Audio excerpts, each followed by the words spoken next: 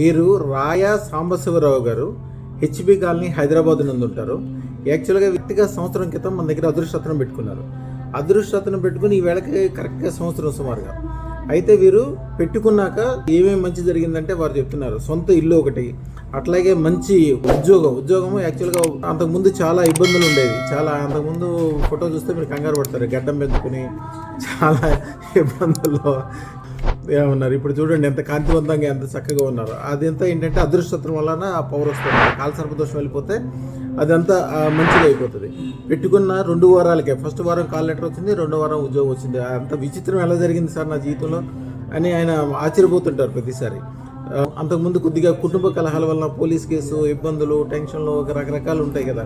అట్లాంటి ఇబ్బందులు మన దగ్గర రాగానే ఎవరైనా సరే మన దగ్గరకు వస్తే గంటలోనే దాని స్వాంతన తయారైపోతుంది. ఉద్యోగ వ్యాపార వ్యవహారాలు అన్నీ కూడా నెల రోజుల్లోపునే సెట్ అయిపోతాయి. అద్భుతాలు జరుగుతాయి.